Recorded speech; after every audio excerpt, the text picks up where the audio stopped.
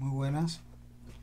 En nombre de la Universidad de La Habana y en especial de la Editorial UH, principal sello editorial de nuestra universidad, pues le damos las gracias a la Asociación Mexicana de Estudios del Caribe por esta invitación para formar parte de estas 20 jornadas del libro del Caribe. La editorial UH para esta ocasión presenta 5 títulos. Ellos son los títulos Alternativas de Ariel, libro de Roberto Fernández Retamar, del doctor Roberto Fernández Retamar. Lo digo en el orden en que los vamos a ir presentando. Raros y valiosos de la literatura cubana decimonónica, del profesor Leonardo Sarría. El rastro chino de la literatura cubana, del profesor Rogelio Rodríguez Coronel. Dioniso en las Antillas, de la doctora Elina Miranda, y Bembé para Cimarrones, de Ana Cairo. Me acompañan aquí la doctora Elina Miranda, profesora de emérito de la Universidad de La Habana, y el profesor doctor Leonardo Sarría. También en esta ocasión, en esta sesión de presentaciones nuestras, va a incorporarse el doctor Rogelio Rodríguez Coronel, que no se encuentra aquí directamente con nosotros porque está en Panamá y desde allá nos ha enviado pues su presentación. Comencemos entonces con el primero de nuestros títulos. Se trata de el libro que dejó en último, preparado y revisado por el doctor Roberto Fernández Retamar, Alternativas de Ariel. Fue un libro que realizó Retamar, que preparó sabiendo que iba a salir póstumamente en los últimos momentos de su vida.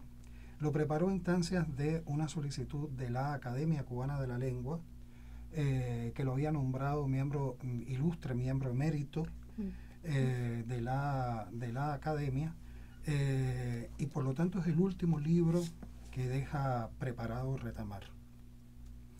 Es un libro que cierra una especie de parábola en la vida intelectual de Retamar. El título del libro proviene del primer ensayo justamente que recoge, y es un ensayo que cierra, por otro lado, el ciclo junto a otro que también se encuentra en el libro sobre Lezama Lima y la visión calibanesca de la cultura en Lezama. Alternativas de Ariel cierra el ciclo de Calíbano, que se abre con el famoso ensayo de Carpentier, de Retamar, de 1971. Este es un libro que, como decía, inicia una colección de la Academia Cubana de la Lengua, Letra y Espíritu. Toma el nombre, la colección, justamente del lema de la Academia Cubana de la Lengua, de conjunto con la Universidad de La Habana y su sello editorial UH. El libro tiene un excelente prólogo de la doctora Luisa Campuzano, una discípula, amiga de Retamar, una de nuestras voces intelectuales más prestigiosas, profesora de la universidad, miembro de la Academia Cubana de la Lengua también, directora del programa de la Mujer de Casa de las Américas y directora de la revista Revolución en Cultura, entre otras responsabilidades y méritos de la profesora Campuzano, que lamentablemente no se encuentra entre nosotros por imperativos y urgencias laborales que le impidieron estar aquí. Pero me voy a apoyar mucho en el prólogo. Pero como Retamar siempre apostó por la poesía, siempre quiso ser identificado principalmente como poeta, creo que le rendimos honores si comenzamos leyendo un poema suyo que se encuentra justamente en este libro. El libro que prepara es un libro de ensayos y se une por voluntad de la hija y respetando también esa principalía de la poesía de Retamar. Se une el poemario Aquí, un poemario de principios de los 90, que sin embargo tiene algunas actualizaciones por parte de Retamar, incluso una dedicatoria del poemario después de la muerte de quien fuera su compañera durante toda la vida, Adelaida de Juan. El poema creo que ilustra muy bien la poesía de Retamar, por un lado, el vitalismo de Retamar, su posición ante las urgencias del presente. Creo que es un poema muy actual, incluso en momentos en los que nos enfrentamos, se enfrenta la humanidad a tantos desastres. Y el poema se llama Una salva de porvenir. No hay pruebas, las pruebas son que no hay pruebas, no estaban, no están, no estarán dadas las condiciones. Creer porque es absoluto y creemos. Más absurdo que creer es ser y somos. Nada garantiza que fuera menos absurdo no ser ni creer. Las llamadas pruebas yacen por tierra, húmedas reliquias de la nave. Se derrumbaron las estatuas mientras dormíamos. Eran de piedra, de mármol, de bronce, eran de ceniza, y un grito de ánades las hizo huir en bandadas. No guardar tesoros donde la humedad, los bichitos los mordisqueen, no guardar tesoros. El tesoro es no guardarlos, el tesoro es creer, el tesoro es ser. No existen las hazañas ni los horrores del pasado, el presente es más veloz que la lectura de estas mismas palabras. El poeta saluda las cosas por venir, con una salva en la noche oscura, solo lo difícil, solo lo oscuro, y contra él, en él, el fuego levantando su columna viva, dorada, real, es el amor quien ve. Y ese amor que ve, que es por otro lado tan heredero de la savia martiana que absorbe Retamar, uno de los grandes estudiosos, uno de los grandes exégetas de Martí, está justamente en el principio de la serie de ensayos que recoge en este volumen. Decía que era una parábola porque el ensayo que da título Alternativas de Ariel lo escribe Retamar y lo lee en la Universidad de La Habana, en su Escuela de Letras, en su Facultad de Artes y Letras, en el 2017. Y justamente fue un poco en esos predios, en ese espacio, donde se inició en un lejano 1955 su carrera intelectual como profesor de la Universidad de La Habana y de la Facultad de entonces de Filosofía y Letras, que lo acompañaría un poco a lo largo de la vida. En el libro y en los ensayos también late su quehacer asociado a Casa de las Américas, esa institución en la que trabajó durante tantas décadas y a la que entregó igualmente sus más caros esfuerzos, así como a la revista Casa, vocero de la institución, su revista indiscutiblemente. Luisa Campuzano, en su prólogo, en su excelente prólogo, nos enseña un poco cómo la estructura de este libro y la primera parte del libro, que es justamente la de los ensayos, tiene una estructuración que es muy de Retamar. Claro que se pueden leer indistintamente los ensayos, pero en el recorrido, en la estructuración del libro, en su arquitectura, hay una voluntad autoral en torno a cómo se deben leer los textos, en tanto uno complementa al otro. Dice Luisa Campuzano: en relación con el contenido e intención de los ensayos que recoge, resulta evidente que se dividen en dos bloques. El primero, introducido por el que da título al libro Alternativas de Ariel y cerrado por Al final del coloquio sobre literatura cubana 1959-1981, único ensayo no escrito en la segunda década del siglo XXI, sino a comienzos de los 80, hace casi 40 años, y que volviera a publicar en 2018 porque, cita a Retamar, varios compañeros y compañeras me han solicitado estas palabras. Y entre uno y otro, 4 acercamientos importantes intelectuales bien conocidos por el autor: un filósofo y a ratos poeta español, exiliado en México, muy unido a Cuba, Adolfo Sánchez Vázquez, y los demás, cubanos bien ilustres, influyentes representantes, cada uno a su modo bien particular de la cultura nacional: Jorge Mañach, José Lezama Lima y Desiderio Navarro. Son textos leídos en contextos académicos y referidos los 6 al papel del intelectual en la sociedad, con tema general, continental y puesto al día, el primero, y específico con fecha y contexto cubanos muy recordados, el último. Para quienes estén familiarizados, continúa la doctora Campuzano, con la obra de Fernández Retamar, resultará evidente desde sus propios títulos que tanto Alternativas de Ariel como José Lezama Lima y su visión calibanesca de la cultura continúan la proliferante temática crítica y descolonizadora de Calibán de 1971, importantísimo ensayo de resonancia mundial desarrollado ulteriormente en otros textos recogidos en distintas ediciones siempre aumentadas de todo Calibán, a las que por cierto habrá que añadir otra que incluya estas 2 nuevas contribuciones. Me detengo brevemente en Alternativas de Ariel, donde este personaje de Shakespeare, presentado desde una perspectiva que mucho tiene que ver con Gramsci, según confiesa el autor, como la imagen del intelectual americano que se resiste a ser colonizado, permite articular, renovándola, una discusión documentada y al mismo tiempo apasionada frente a quienes directa o indirectamente disimulan o aceptan las formas de dominación cultural en los países subdesarrollados, por lo que Fernández Retamar llamara con gran acierto los países subdesarrollantes, situándola en buena parte de su exposición en el espacio de las universidades.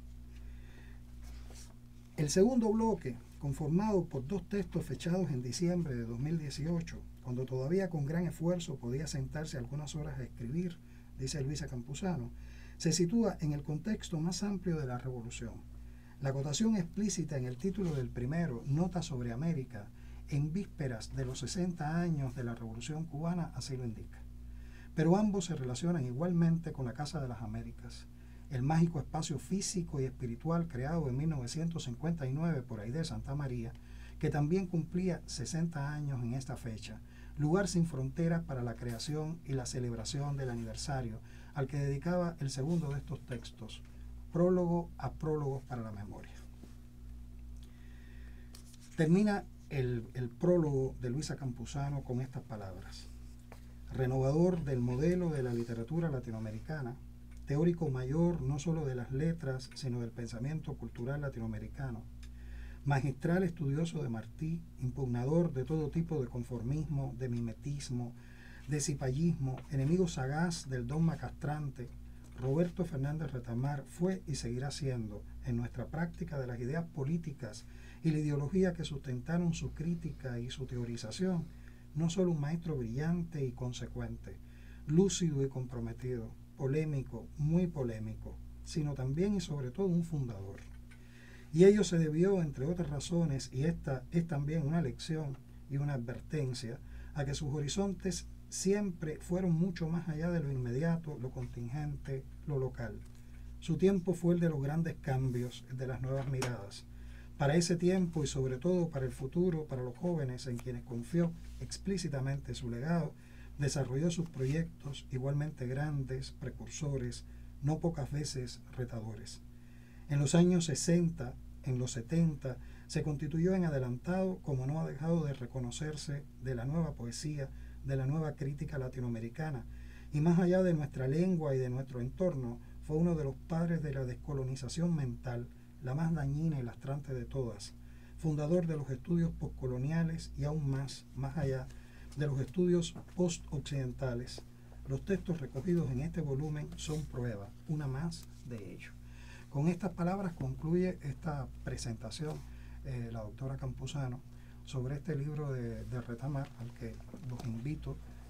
Creo que se convierte igualmente el volumen, por más de una razón, en un texto de obligada lectura para quienes se acerquen a la obra de no solamente de Retamar, sino del pensamiento intelectual cubano, caribeño, americano, de estos últimos tiempos. Y como comenzaba hablando de el Retamar poeta, quiero terminar la presentación justamente con otro de los textos poéticos de Retamar, con una visión igualmente extremadamente vitalista. Se va a acabar el mundo.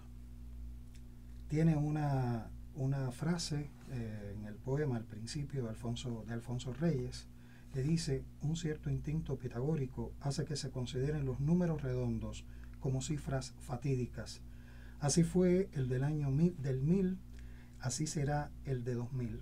Se va a acabar el mundo. Con tanta mierda, bien valdría la pena que lo hiciera. Con tanto niño condenado a reventar por enfermedad o por hambre, con tanto cabrón, con tanto golpe de pecho, con tanto cobarde, con tantos pobres, cuya multiplicación sería la especialidad de Dios, si no fuera la especialidad de algunos hombres en Dios. Con tanta tantez, bien valdría la pena.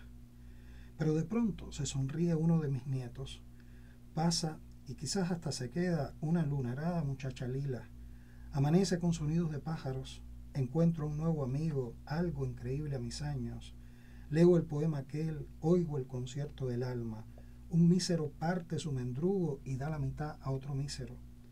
Al carajo el instinto pitagórico, los números redondos, todavía podemos hacer cosas por las que vale la pena vivir y morir como Dios manda. Son muchas las razones para agradecerle a Retamar, no solamente su existencia, sino su sobrevida, dada justamente por textos de la valía de lo que recoge justamente Alternativas de Ariel, que nos dejó en sus últimos momentos de vida.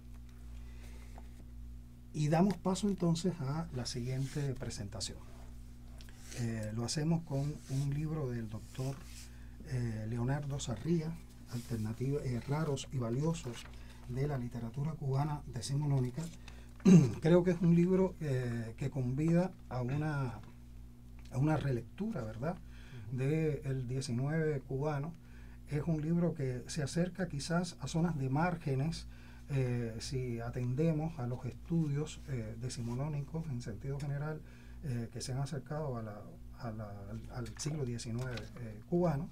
Es un libro en el que vamos a encontrar temas, por ejemplo, como los de acercamientos al devocionario nuevo y completísimo en prosa y verso de La Tula, de Gertrudis Gómez de Avellaneda, de ella misma el casi desconocido álbum de recuerdos sevillanos, una especie de, como dice el propio Leonardo, eternal monumento a la tertulia en dicha ciudad de La Tula, un texto que conserva la Biblioteca Nacional José Martí. Se revisita el costumbrismo cubano, específicamente el tipo Ñáñigo, un personaje de mucha resonancia dentro de el articulismo decimonónico. Se revaloriza el diccionario biográfico cubano de Calcaño, así como se da detalles de toda su historia, su madeja de avatares editoriales. Las cartas de Juan Clemente Cenea a Luisa Más y la modelación del amor romántico. Se acerca a Esteban Borrero como poeta, una zona bastante preterida en los estudios sobre Borrero. Se atienden temas sorprendentes, curiosos, pero además de importancia para entender el 19 cubano, como son los abanicos con poemas autógrafos, las lecturas iberoamericanas en libros de recortes de Julián del Casal, y presenta también hallazgos importantes para nuestra literatura, como el texto El Arranchador de Alexander César Muró de Jones, hermanado a El Rancheador de Pedro José Morilla, mucho más conocido desde luego, o también una visita al censor, un nuevo cuadro de El Mirón cubano, que hasta ahora permanecía desconocido. Pero dejemos entonces al doctor Sarria que nos hable de este libro suyo. Bueno, primero que todo quiero agradecer a los organizadores de estas 20 jornadas del libro caribeño, y por supuesto a la editorial UH, a su director José Antonio Baujín, por este espacio que me brinda para ofrecer, compartir los resultados, el resultado que es mi libro Raros y Valiosos de la literatura cubana decimonónica. Bueno, Raros y Valiosos es un libro, yo yo lo concebí en principio como tal. Es un libro misceláneo. O sea, yo quería que fuese un poco como algunas ediciones decimonónicas, ediciones facticias, donde los bibliófilos juntaban a su antojo textos de muy diversos géneros. Y este es un libro compuesto de artículos, noticias, comentarios, básicamente presentaciones de hallazgos, de manera que como me encargo de indicar en la nota al lector, mal le sentaría el rótulo de ensayo cuando en rigor no pasa de ser una suerte de catálogo de lo que la investigación me ha ido dejando. Raros y valiosos como título remite inmediatamente a esa denominación del lenguaje bibliotecológico, que está relacionada con el cumplimiento de determinados textos de un grupo de parámetros de clasificación documental. Yo he usado de manera deliberada ese término para aludir a una rareza y a un valor que tienen muchísimo más que ver con los dominios de crítica e historia literarias. Yo creo que este es un libro que podría leerse como una serie de apostillas, de ampliaciones al canon literario cubano del siglo XIX. Max Enríquez Ureña, el historiador de la literatura cubana perteneciente a esa familia ilustre, Max Enríquez Ureña decía en su panorama histórico de la literatura cubana, decía en 1962 que la literatura cubana se encuentra en un periodo de acumulación de materiales y revisión de valores. O sea, a mí me resulta sorprendente volver sobre esas palabras, porque creo que la literatura cubana está aún en un periodo de acumulación de materiales y revisión de valores.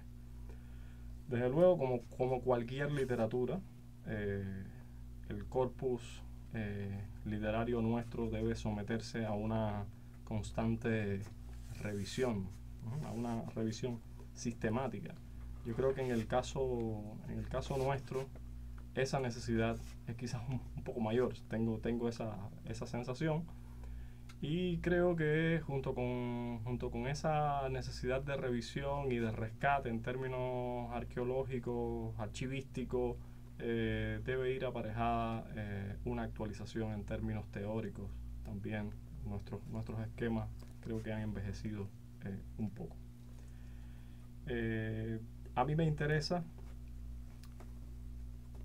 atender a algunos autores canónicos, pero en zonas menos conocidas de su producción, bien a discursos, formas, géneros considerados usualmente periféricos. Ahora bien, ¿qué trae? Baujín adelantaba ya algunas de las cosas que trae Raros y Valiosos. Bueno, en primer lugar, un artículo, o sea, es una reevaluación de ese texto imprescindible que es el Diccionario Biográfico Cubano de Francisco Calcaño. O sea, es un texto cualquier investigador cubano, cualquier investigador de la cultura cubana colonial sabe que es una referencia que no se puede saltar. En este texto me interesan también, o sea, todo el accidentado proceso de publicación que tuvo el Diccionario Biográfico Cubano, publicado entre 1878 y 1886, con dos ediciones, o sea, una edición en dos partes, una en Nueva York, la otra parte se completó en La Habana, y una edición íntegra que se tiró en La Habana. Hay un texto también que he titulado Doña Gertrudis la Devota. Es un texto que se encarga de analizar quizás una de las zonas menos atendidas de la poesía de Gertrudis Gómez Avellaneda, que es su poesía de temática religiosa, y en particular trabajo con el devocionario nuevo y completísimo en prosa y verso. O sea, es curioso porque la Avellaneda es una de las, quizás la única autora cubana que tiene un devocionario religioso y poético. Es un texto publicado en Sevilla en 1867 y es un texto que completa, un poco viene a cerrar algo que ella había comenzado 2 décadas atrás, en 1847, con su Manual del Cristiano, otro libro religioso donde también compiló oraciones y poemas. De la propia Avellaneda, un texto que se titula Un candilejo para la Avellaneda, en torno a algo que me parece una joya que conserva la colección cubana de la Biblioteca Nacional. Es un álbum de recuerdos sevillanos. O sea, hay un grupo de amigos les regaló a la Avellaneda en febrero de 1866, le regaló un candilejo, que era un álbum cuyas páginas estaban llenas de láminas, poemas, autógrafos de cada uno de esos amigos. Y el álbum, además de tener el valor de mostrar una Avellaneda contrariamente a lo que dicen la mayoría de las biografías avellanedinas, que la Avellaneda era en ese momento ya una mujer en declive, una mujer enlutada, que está teniendo una vida recoleta, encargándose solo de la revisión de sus obras, nos muestra una Avellaneda bastante distante de esa imagen. Eso es una Avellaneda que participa de tertulias, de representaciones teatrales, que tiene un grupo eminente de amigos, Fernán Caballero, una de las más eminentes figuras, pero que se rodea de abogados, de militares. O sea, es una persona que tiene una vida social activa. Y la otra importancia para mí, desde luego, es el texto hasta entonces inédito de Gertrudis Gómez de Avellaneda, que es un romance donde ella va glosando cada una de las páginas del álbum que le habían regalado sus amigos. Bueno, hay un texto también que se titula Complicidad del costumbrismo. El tipo Ñáñigo es un texto de ilustración. O sea, yo comento textos del costumbrismo cubano que entró en contubernio con las autoridades coloniales de la isla, con una élite letrada blanca que desarrolló una campaña muy fuerte, sobre todo hacia la década del 80, en el siglo XIX, una campaña de descrédito y de eliminación y aniquilamiento de la sociedad secreta abacuá, más conocida entonces como ñañiguismo. O sea, es una sociedad inicialmente de negros, hombres, pero luego se sumaron mulatos, y luego, lo que era más escandaloso aún para esa élite letrada blanca, blancos y blancos de familias pudientes. Hay en el libro también la noticia de un hallazgo, un nuevo cuadro del Mirón cubano. O sea, los cuadros del Mirón cubano, una serie de cuadros teatrales escritos por José Jacinto Milanés, y hasta hace muy poco solo se conocían de esos cuadros, que se sabe por una carta de Milaneja del Monte que él había escrito 14 cuadros, solo se conocían 12 cuadros. Yo he tenido la fortuna inmensa de encontrar en el fondo escoto de la biblioteca de la Universidad de Harvard el cuadro 13, que se titula Una visita al censor.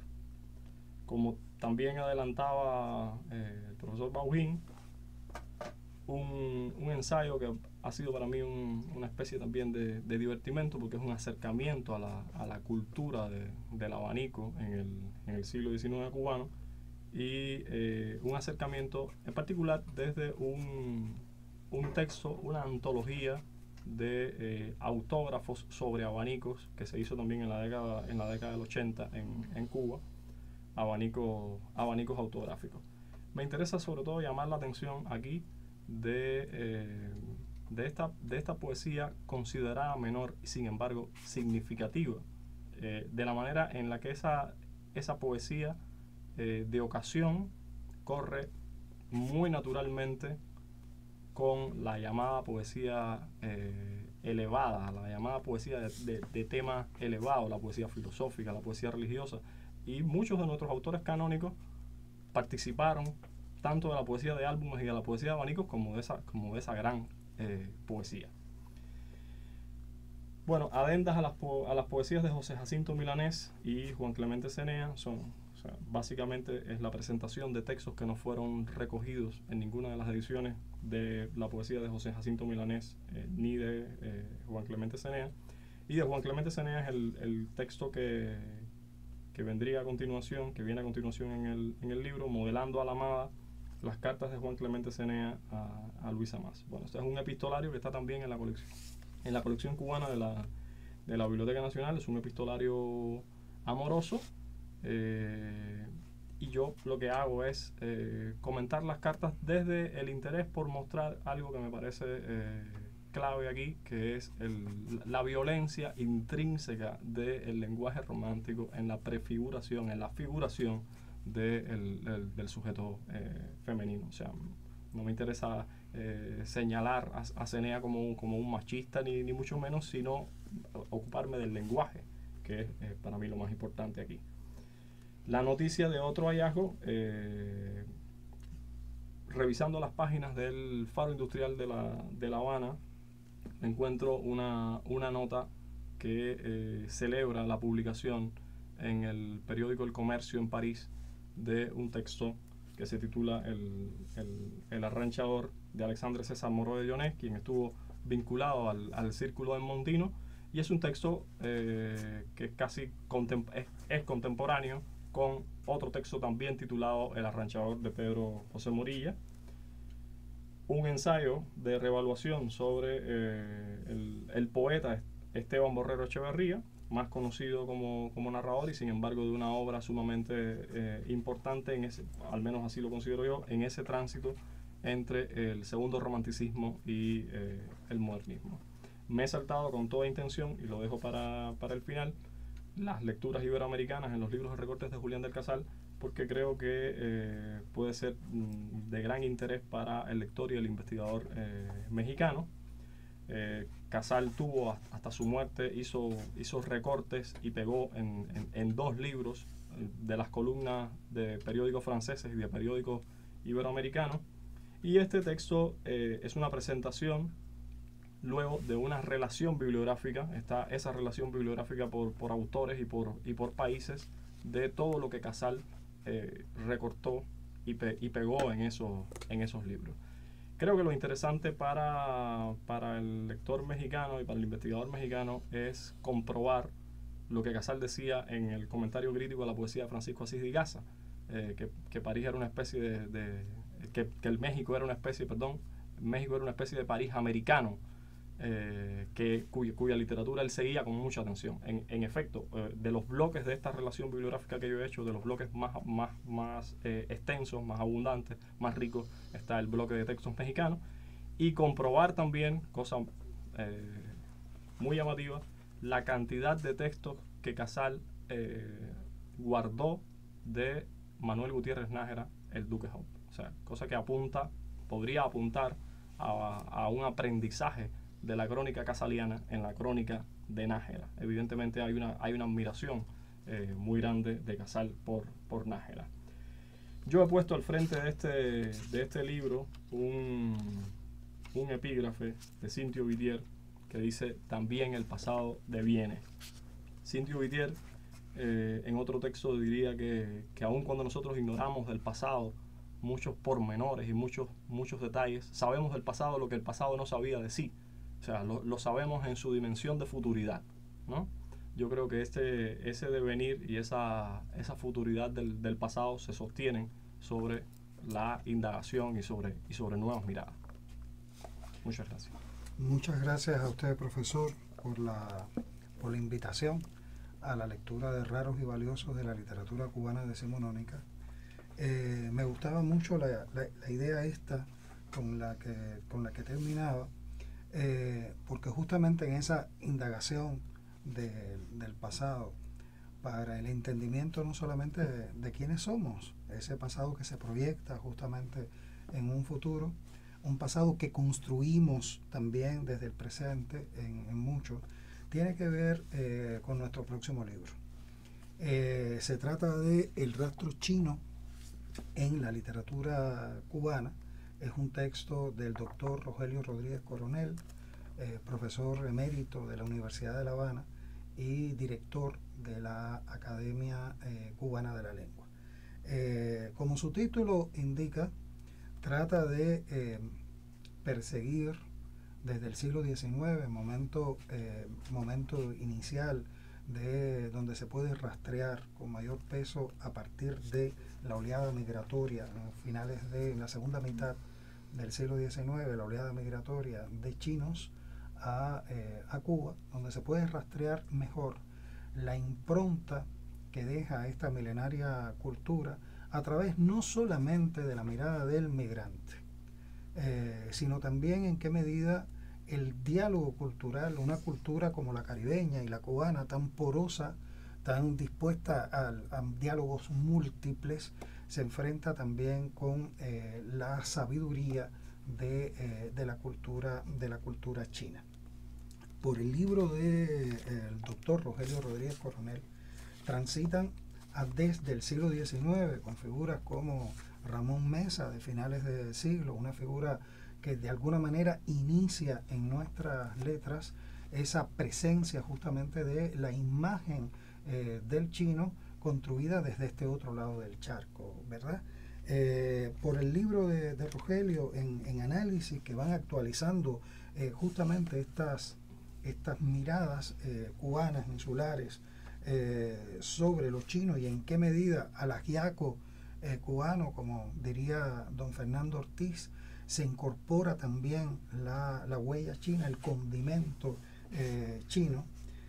Rogelio Rodríguez Coronel pues trata igualmente a figuras como Martí Julián del Casal a finales del siglo XIX, figuras de la primera mitad del siglo XX como Alfonso Hernández Catá, Regino Pedroso, y aquí hago un alto importante porque El ciruelo de Joan Peifú es uno de los poemarios, digamos, que constituyen una rareza dentro de la poesía de la región, no solamente de la poesía cubana, sino yo creo que en buena medida de la poesía del Caribe, por lo que consigue justamente el Pedroso con este texto. Igualmente, Rodríguez Coronel analiza textos de Carlos Felipe, de Nicolás Guillén, de Fayad Jamís, de Miguel Barnett, de José Lezama Lima en una mirada muy curiosa sobre Paradiso, aportando una perspectiva diferente a las que usualmente han sido utilizadas para el entendimiento de esta novela mayor dentro de nuestra literatura, o también a obras de Severo Sarduy, e incluso en la zona más actual de la narrativa atiende obras de autores tan diversos como Zoé Valdés, Cristina García, Daina Chaviano, Marta Rojas, Mayra Montero, Leonardo Padura. El texto del doctor Rodríguez Coronel, ya con alguna circulación entre, no solamente en el patio, no solamente en Cuba, sino fuera de ella, ha merecido, por ejemplo, juicios como el de Raquel Chan Rodríguez, que encontramos en la revista de crítica literaria latinoamericana en el primer semestre justamente de este 2020. Termina su reseña crítica Raquel Chan con estas palabras: rico en ideas y sugerente en observaciones, el rastro chino en la literatura cubana cala en la materia y a la vez nos convida a continuar la pesquisa. Más allá del proceso de trasvase implícito en esta diáspora, Rodríguez Coronel propone repensarla como un espacio de conocimiento convertido en el curso de los siglos en cimiento capaz de ampliar y robustecer la acrisolada personalidad insular. Esta amplitud de visión irriga las páginas del libro y lo convierte en lectura esencial para quienes deseen aproximarse a tema tan vasto como complejo y calibrar su alcance en la cultura y las letras de Cuba. Nuevamente invito al doctor Rogelio Rodríguez Coronel. Como decía, no se encuentra en el estudio con nosotros, puesto que está en Panamá, pero desde ahí nos ha hecho llegar la presentación de este libro, de este rastro chino en la literatura cubana, que yo creo que merecería también ampliarse a un rastro chino más allá, en el ámbito del Caribe, en el Caribe insular. En sentido general habría mucho que decir también sobre la presencia de esta huella china en nuestra literatura. Muy buenas y muchas gracias por invitarme a la presentación de mi libro, El rastro chino en la literatura cubana, en este evento. El rastro chino en la cultura cubana, aquí tienen ustedes la portada, de la editorial UH de la Universidad de La Habana, tiene como portada un cuadro de Flora Fon, una artista plástica cubana que precisamente tiene un ancestro chino y trabaja estos motivos en su pintura. Y además de eso está ilustrada hacia el interior con fotos de documentos o con otras pinturas, con otras obras de artes plásticas. Yo creo que ha sido una edición muy cuidada, es una edición realmente me ha gustado mucho cómo ha quedado, y ella se debe sobre todo a la incitación, a la demanda de su director, de José Antonio Baujín, quien es a la vez el editor del libro, quien se empeñó en que yo conformara este libro a partir de, digamos, trabajos específicos que yo había publicado anteriormente. Se publicó el año pasado y, bueno, a ver qué suerte recorre. Es un libro que tiene como fundamento, como objetivo, un proverbio chino que dice: el árbol más fuerte y frondoso vive de lo que tiene debajo. Y yo pensé que uno de los elementos que tenía debajo de esa cultura cubana, ese árbol frondoso, era precisamente esta huella de la cultura china. Mucho se había trabajado ya el diálogo, préstamo, transculturación entre lo hispánico y lo africano. Realmente no se había trabajado de esta manera el aspecto chino, ¿no?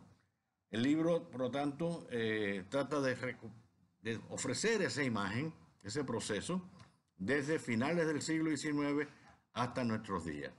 Desde una novela como Carmela, por ejemplo, de Ramón Mesa, que es de 1887, donde se presenta por vez primera un personaje chino en una suerte de texto, bueno, que mucho recuerda a la Cecilia Valdés de Cirilo Villaverde, pero con la novedad de este personaje precisamente que trata de conquistar el amor de Carmela en oposición a las circunstancias epocales y por supuesto a un señorito español. También de Ramón Mesa son dos imágenes, dos viñetas, dos cromitos, como le llama, que son una sobre un mercader chino asentado en la ciudad, y otro sobre unos chinos que trabajan paleando carbón en el puerto de La Habana. Estas son dos imágenes que ofrece Mesa de la época, personajes de la época, y digamos que conforman lo que sería el núcleo fundamental del siglo XIX, del tratamiento de este rastro, de esta huella, de este elemento chino en la literatura cubana, sin olvidar la obra de Martí, que tiene en la escena norteamericana un funeral chino que es espléndido y también una boda. Aparte de otras referencias que hace Martí a la presencia de los chinos, pero él lo hace sobre todo en los Estados Unidos. Hay que tomar en cuenta que en el proceso del asentamiento chino en Cuba, que bueno, llegó hasta tener la comunidad más próspera de la segunda mitad del siglo XIX en toda Hispanoamérica, los chinos comenzaron a llegar a Cuba hacia 1847, primero como culíes, que eran trabajadores en condiciones semiesclavas, pero luego a partir del año 70, de 1870, comenzaron a llegar como refugiados, huyendo de la discriminación y la masacre en los Estados Unidos, en California, por la fiebre del oro. fueron perseguidos y masacrados y muchos emigraron y se asentaron en La Habana con su capital. Esa es la peculiaridad, que fue lo que permitió precisamente ese crecimiento de ese emporio chino en la capital cubana. El estudio continúa entonces, ya adentrándonos en el siglo XX, tratando de hacer una lectura, una nueva perspectiva, una nueva óptica, hacer una lectura de textos ya visitados desde otra perspectiva, pero que ahora había que leerlos de otra manera, leerlos con otro propósito, precisamente desde buscando, ¿verdad?, ese rasgo, buscando esos signos. Y también, no solamente la relectura, la revisita de textos ya conocidos, sino también tratando de sumar, revalorizar aquellos textos que no habían sido considerados, que habían aparecido en revistas o en periódicos, muchos de ellos poesía, precisamente, que no habían sido revalorizados dentro de este contexto, o sea, no habían sido vistos dentro de ese proceso. Yo creo que respecto al siglo XX hay dos monumentos de la literatura cubana que se tratan de manera distinta, pero con particular avidez, digamos, de mi parte, que son un poemario de Regino Pedroso titulado El ciruelo de Joan Peifú, de 1955, y Paradiso, de José Lezama Lima, de 1967.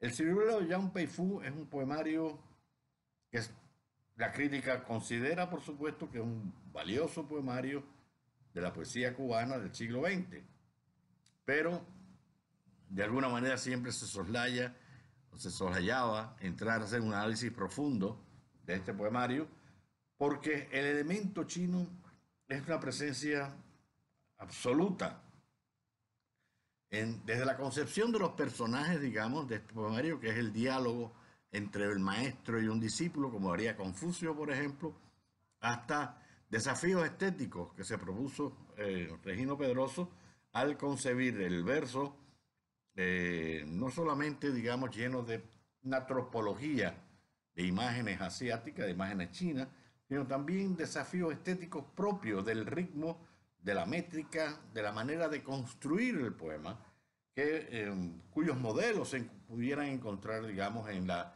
gran poesía clásica china, ¿verdad? Bueno, este es un estudio que creo que por lo menos a mí me apasionó encontrar todos esos rastros, encontrar todo ese diálogo del ciruelo con la poesía clásica china. Y en el caso de Paradiso, de Lezama Lima, bueno, entender todo lo que debe el pensamiento asiático, la cultura china en particular, el pensamiento de Lao Tse o de Confucio, a la poética de Lezama. Releer Paradiso con esta óptica y también Opiano Licario, pues yo creo que nos ilumina zonas de entendimiento de esos textos que no tendríamos sin tomar en cuenta este elemento chino, este rastro chino.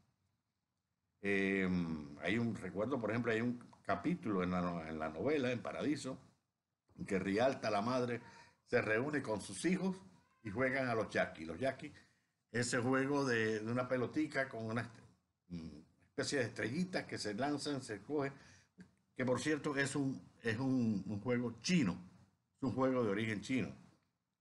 Y allí, en ese redondel, en ese círculo que hace Rialta con sus hijos, de pronto comienzan las baldosas del piso a revelar la imagen del padre que ya había sido muerto, y que la imagen aparece en esas baldosas, pero además de eso, o sea, que es un centro de irradiación, de creación, el Tao, pero además de eso, cada número de la tirada de los yaquis, cada número por el que van cada uno de los concursantes, remite, a mi juicio, al I Ching.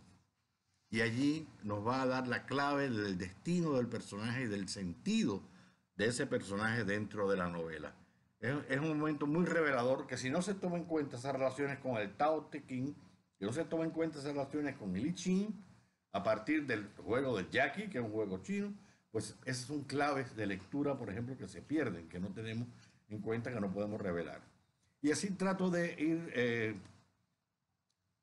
revelando, haciendo evidente cómo ha participado la cultura china o signos de esta cultura en la conformación de nuestra propia cultura. También tomando en cuenta, por ejemplo, alguna obra olvidada o soslayada o no tenida suficientemente en cuenta de autores clásicos como por ejemplo Nicolás Guillén, que tiene un poema llamado El Jarrón, que es una verdadera belleza y que es síntesis de este diálogo cultural entre los chinos, o los poemas de Miguel Barnet, los poemas chinos de Miguel Barnet, que es la experiencia de una visita a China y cómo el poeta trata de interpretar las revelaciones que le provocan esta cultura china. Así, también, por ejemplo, tomo en cuenta la obra de teatro El Chino, por ejemplo, El Chino de Carlos Felipe, que es una obra misteriosa, y el misterio de esa obra teatral precisamente está dado por la figura de un chino, que es un enigma central en toda la obra y que está arropando todo el sentido de la misma. O sea, de eso se trata, de describir un proceso donde los elementos chinos comienzan a revelarse de una manera obvia, como el caso del realismo reproductor, hasta ya el sentido más profundo, más de pensamiento filosófico, más de cosmovisión, digamos, de un autor o parte de la cosmovisión de un autor para el tratamiento de determinados temas, asuntos, etc. Bueno, ese es el libro, ese es el rastro chino. Ojalá que sirva de incentivo para otras investigaciones, para otras ampliaciones. Yo por lo pronto sigo investigando en este asunto hasta ver si hay una segunda edición y si se amplía, pero realmente es apasionante. Ojalá que puedan disfrutarla, ojalá que les pueda servir en este sentido. Muchas gracias por la paciencia que han tenido en escuchar mi presentación. Muchas gracias. La doctora Carmen Morenilla, de la Universidad de Valencia, ha dicho sobre Dioniso en las Antillas, nuestro próximo libro, que constituye por su método de análisis y por las interesantes, en ocasiones sorprendentes, conclusiones, una novedosa contribución al conocimiento. El profesor Miguel Castillo Didier, de la Universidad de Chile, también se ha referido a este Dioniso en las Antillas como un valioso aporte como material para el estudio y la enseñanza de la dramaturgia griega y sus proyecciones en la realidad contemporánea. Se trata de un libro de la profesora emérita de la universidad, la doctora Elina Miranda, maestra de maestros y maestra de nosotros que la cortejamos aquí en esta mesa de presentaciones. Una profesora con un prestigio en los investigadores que se han acercado al libro también lo señalan, con un prestigio igualmente amplio prácticamente en toda América y el Caribe y en Europa, a propósito de sus estudios clásicos y sus estudios sobre la pervivencia de lo clásico en nuestras culturas. Y este libro se acerca a la dramaturgia del Caribe, y del Caribe, aunque el libro inicia hablando de Piñera, también se acerca a la dramaturgia del Caribe insular, del Caribe, de las grandes islas del Caribe insular, en cuanto incluso con la dramaturgia más contemporánea. El libro tiene un excelente prólogo de Matías Montes Huidobro, todo un nombre dentro del mundo intelectual y dentro del mundo particularmente del hacer teatral, uno de los grandes estudiosos del teatro. De este prólogo he entresacado algunas ideas del profesor Montes Huidobro con la que me gustaría iniciar la presentación para cederle la palabra a la profesora. Dice Matías Montes Huidobro: afirmar que Dioniso en las Antillas es un libro sobre el legado clásico en el teatro del Caribe, como señala Elina Miranda al principio de este volumen, es limitar el alcance y significado de la investigación que lleva a efecto su autora, ya que es una obra que ilumina el desarrollo de la dramaturgia caribeña, aportando información y puntos de vista que no habían sido expuestos antes con la precisión, la coherencia y la documentación con la que Miranda lo hace. No es de extrañar que su recorrido más concreto se inicie con Virgilio Piñera en el capítulo Recepción crítica y resonancia teatral de Electra Garrigó, que es punto de partida insoslayable cuando se escribe sobre el teatro cubano moderno para, sin extenderse en demasía en una obra que ha sido ampliamente estudiada, incluyendo investigaciones de la autora, establecer las bases del diálogo transgresor de Piñera con sus orígenes, sus antecedentes clásicos dentro del contexto neohelénico en que se desarrolla esta investigación, donde se cubre pasado, presente, subsiguientes manifestaciones teatrales que tienen la influencia ulterior de la obra de Piñera. Ya desde la apertura, ¿por qué Dioniso en las Antillas?, se señalan elementos clave que definen el devenir analítico de la investigación. Cita del autor: la confrontación de la puesta en escena con respecto al texto, lo cual, aunque es un hecho ya conocido, no es con frecuencia aplicado al análisis teórico por las dificultades inherentes del quehacer teatral.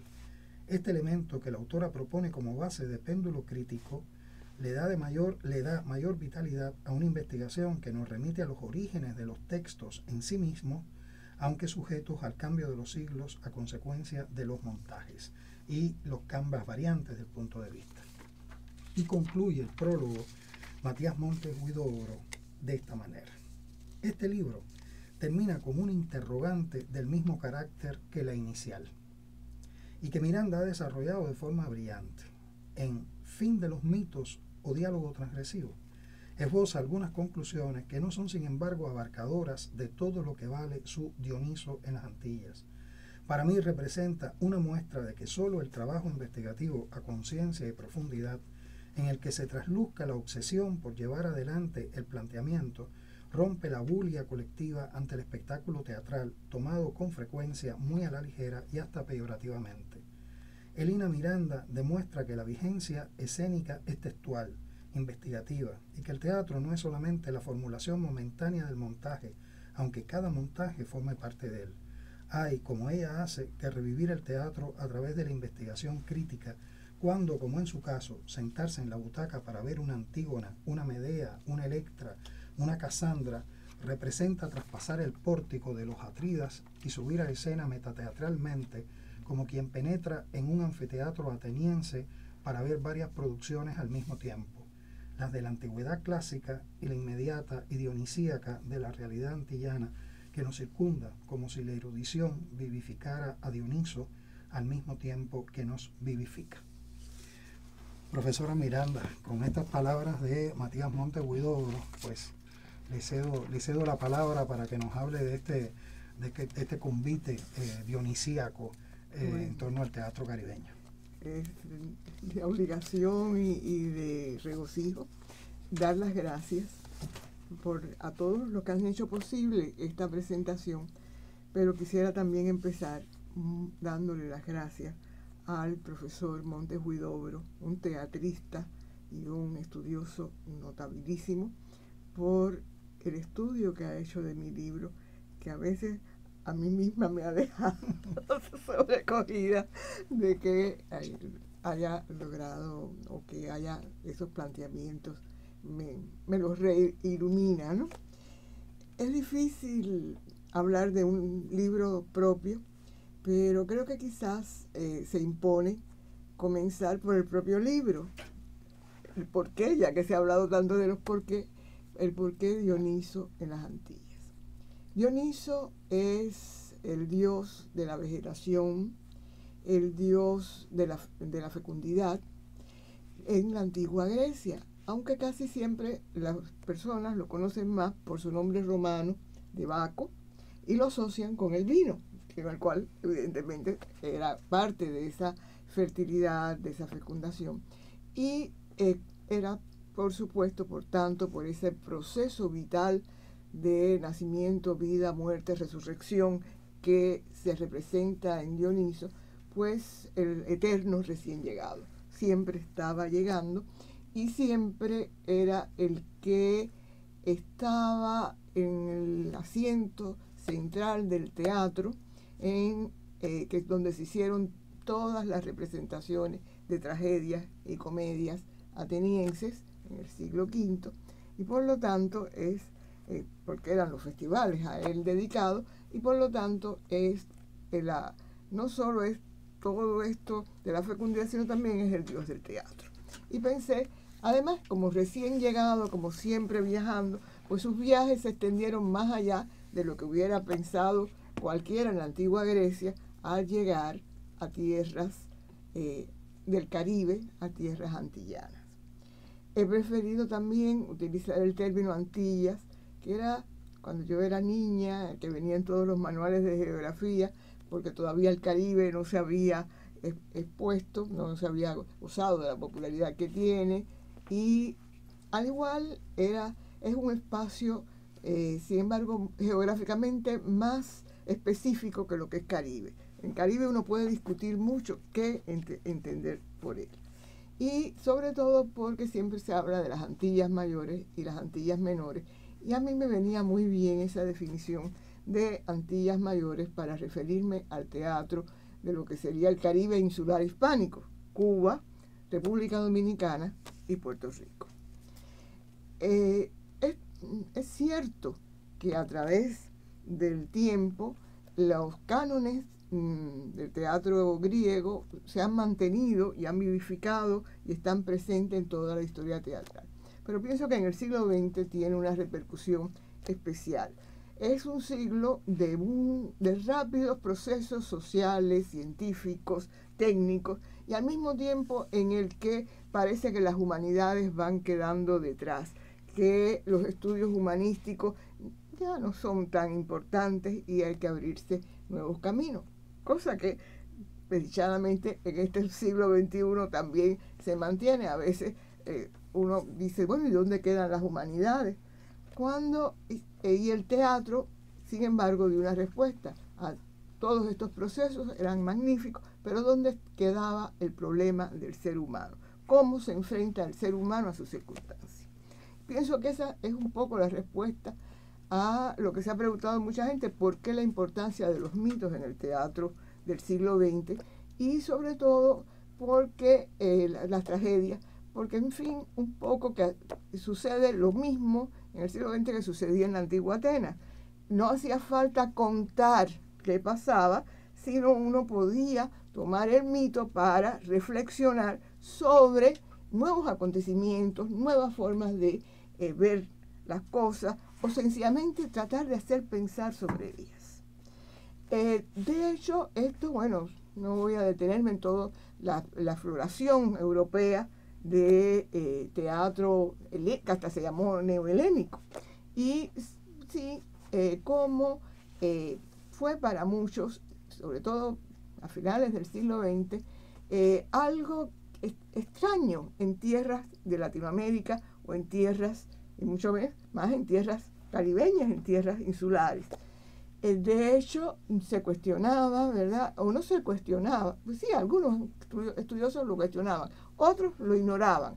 Y hasta fines del siglo XX, prácticamente en los estudios que se publican de tradición clásica y referidas al teatro, no se mencionan obras latinoamericanas. Sin embargo, desde mediados del siglo XX empiezan a aflorar las Antígonas, las Medeas, las Electras, en todo el teatro latinoamericano, y la recepción no solo es que los estudiosos del otro lado del Atlántico no los conozcan, sino que los propios estudiosos de estos lugares pues tengan una serie de reservas. Pasó, y creo que fue el origen de mis investigaciones, fue justamente con el caso de la Electra Garrigó de Virgilio Piñera. Cuando yo era joven, hace unos años, pues resulta ser que trataban de no hablar, era como algo que se podía, alguna cosa que había hecho Virgilio Piñera que realmente no se sabía, se ignoraba, se decía, bueno, Rine Leal, el famoso un escupitajo en el Olimpo, y los puristas estaban en contra y los que querían un teatro nacional, que era la gran preocupación efectivamente de buscar un teatro nacional, un teatro que estaba emergiendo en aquella época, pues veían que utilizar mitos clásicos, lo que era un problema de mimetismo, de imitación, de estar fuera de la circunstancia.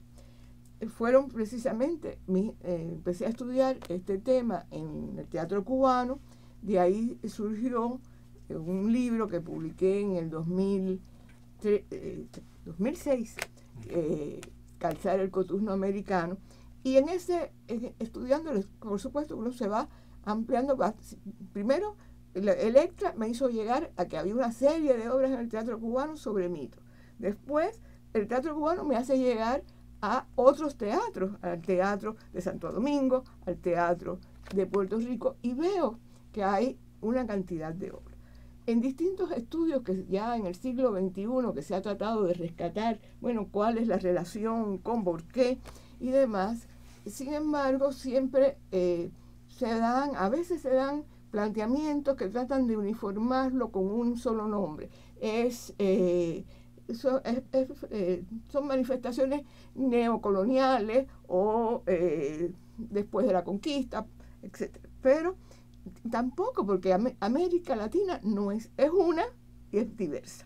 Y por eso pensé que era mejor dedicarse a un área como el área insular nuestra, en la que hay muchos puntos de contacto en cuanto a procesos históricos, social, y al mismo tiempo hay muchos momentos de separación, muchos momentos que la insularidad hace que no nos vinculemos unos con los otros. De hecho, sin embargo, en el teatro vemos que quizás como un anuncio de estas posibilidades está la obra fundacional de Pedro Enríquez Ureña, El nacimiento de Dioniso. Y digo esto porque, como es sabido, Pedro Enríquez Ureña, dominicano de origen, tuvo mucha relación tanto con Puerto Rico, con los intelectuales de Puerto Rico, como con los intelectuales cubanos. Por lo tanto, se ve la posibilidad de estos vínculos en este tema. Y que por otra parte, a fines del siglo, ya cerrando el siglo, o bien cerrado el siglo, en el 2001, este tema dionisíaco se retoma por unas teatristas cubanas, Flora Lautin y Raquel Carrión, y en Las Bacantes. Entonces me parecía que pues se estaba haciendo una dinámica, ¿no?, que nos podía indagar cómo se manifiestan estos mitos, estos cánones, por qué se utilizan, cuáles son las vertientes, y además un poco vislumbrar lo que va a suceder en el siglo XXI. De hecho, que además, por supuesto, siempre es muy discutido. Se ha hablado del fin de los mitos, se ha hablado de que hay que como rehacer, ¿no?, los mitos, en fin, hasta Reloaded, como hay una obra que es media reciclada, ¿no? Y es cierto, se acaban los mitos, no se acaban. ¿Para qué sirven? ¿Por qué se usan? Porque además se siguen usando mucho. Claro que no es una forma, hay miles de formas en que los teatristas se acercan a estos mitos.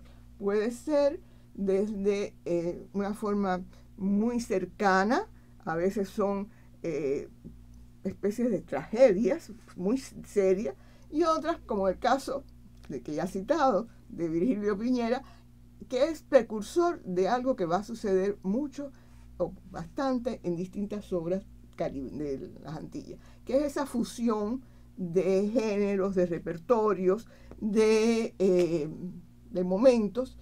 Y lo interesante es que toda esta se puede utilizar muchos procedimientos, se puede fusionar muchos repertorios, se puede cambiar las vestiduras y ponerlas modernas, se puede cambiar el lugar, a veces son lugares indeterminados, a veces no, a veces son los personajes solo por lo que representan, y a veces se trata de reconstruir la trama, pero lo interesante es que es el diálogo que cada uno de estos teatristas que vuelve a estas tragedias y a veces también a las comedias, pues lo que trata de entablar o de representar no es lo que pasó en la Grecia antigua, sino qué está pasando, cuál es el problema aquí, cuál es el problema social que muchas veces no se percibe. Por ejemplo, pienso en el problema de la discriminación. Una obra como Medea en el espejo, en que Medea es una mulata de una casa de vecindad habanera, pues no es que cambie el ámbito geográfico, como ha pasado en otras tragedias, sino que está cambiando el ámbito social y le está dando otra dimensión a el problema de Medea. Y esto es algo que se mantiene, y creo que es lo fundamental, que por lo que yo trato de apreciar a través de distintos estudios, porque bueno, como las Medeas, las Antígonas, la saga de los Atridas, son muy reiteradas, muy tomadas por distintos autores, pues hacer el análisis literario, filológico, lingüístico, teatral, de los textos, y en esa amplia de posibilidades que tiene la hibridación de los textos, también ver en función de qué, y siempre, y por lo tanto ha sido la constante que me llama la atención, es que siempre está en función de las circunstancias, del momento, del teatrista, y lo que se quiere es incidir y buscar a veces hasta una reacción semejante a la que buscaban en su época los teatristas griegos.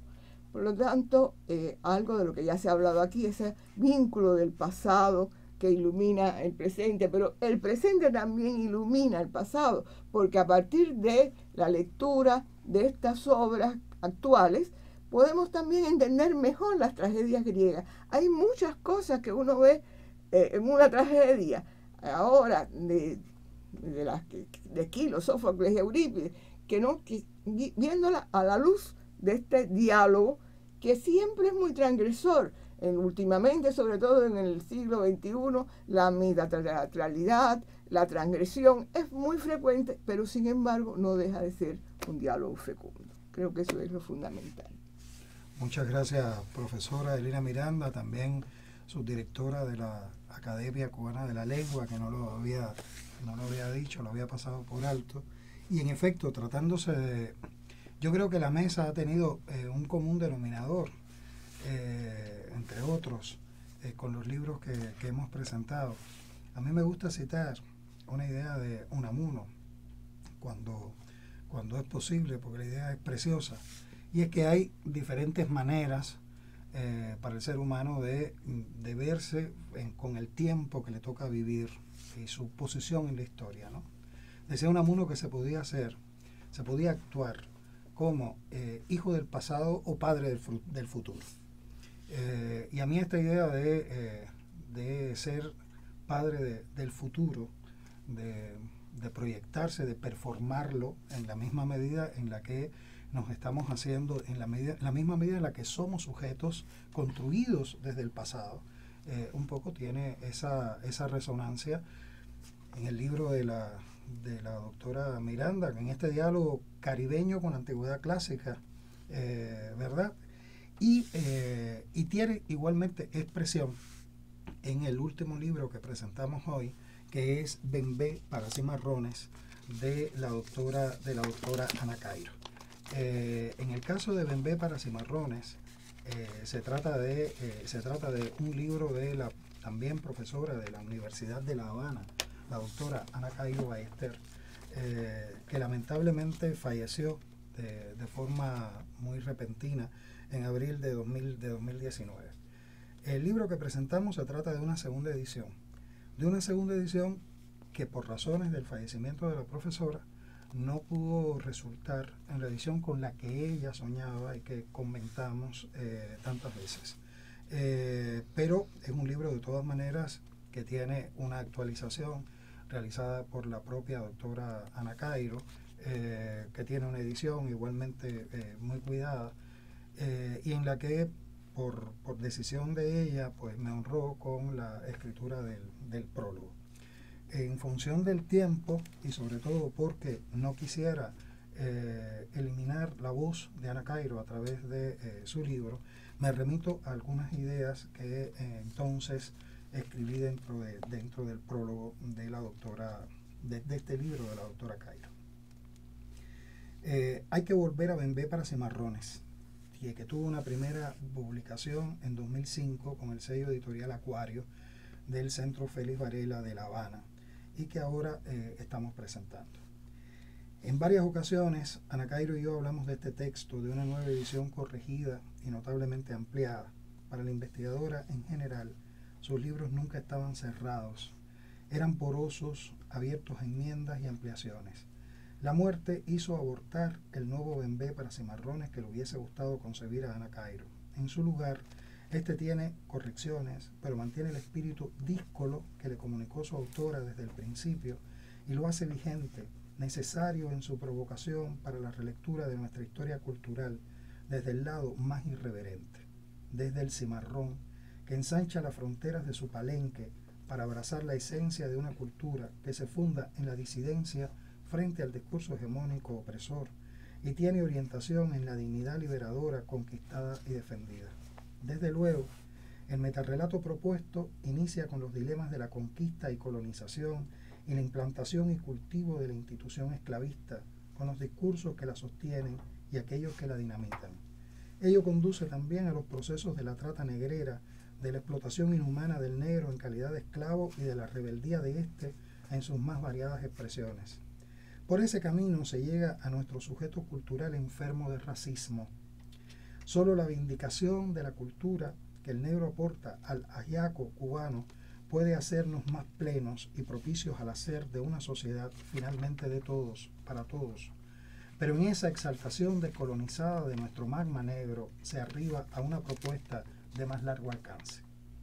En este libro, Ana Cairo formula, anclada en mucho por su lectura de las obras de Carpentier y principalmente por la lectura de El siglo de las luces y la gran cimarronada que presenta Carpentier en esta novela, conceptos como cultura cimarrona o intelectual cimarrón, para exaltar las opciones emancipatorias con las que se defiende la capacidad de rebelarse o de resistir. Y se legitima el culto a la libertad, fundida entrañablemente con la justicia y la solidaridad. Ana Cairo, cuyo principio inclusivista en la cultura le permitió cabal entendimiento de la complejidad de la nación desde sus orígenes, identificó así el derrotero dominante, nunca el único, en la construcción de lo nacional, el que conduce un pensamiento emancipador de resistencia de nuestra condición periférica a escala internacional. Del conjunto, entonces, reconoce un apostolado en nuestra cultura que ha de resaltarse, que se remonta a las casas, al padre de las casas, pero que comienza con potencia su gravitación desde el siglo XIX con la obra de Heredia y llega hasta nuestros días. Lo más novedoso y arriesgado de su formulación es justamente calificar con sustentación contundente ese camino con metáfora que lo enlaza a las manifestaciones más radicales y populares de la cultura emancipatoria y de resistencia frente a cualquier poder opresor, el cimarronaje. De tal suerte, Martí devendría el más notable de nuestros intelectuales cimarrones. Bembé para Cimarrones ofrece una ruta de lectura de la conformación y desarrollo de nuestra cultura hasta hoy. No tiene pretensiones de exhaustividad. El relato presentado no es más que un botón de muestra retador. La invitación es a generar la polémica fructífera, proteica, múltiple de miradas y actuaciones diversas en el convivio del palenque de la cimarrona Ana Cairo. En sus palabras iniciales, la profesora Cairo deja muy claramente por qué Bembé, por qué un Bembé como libro que presenta un poco esta visión de nuestra cultura desde su lado más retador, desde su lado más transgresor, situado desde los mismos orígenes, desde los primeros momentos de conquista y colonización hasta nuestros días, en esta suerte de panorama rápido por nuestra cultura, que atiende a manifestaciones intelectuales, artísticas, literarias, diversas hasta hoy.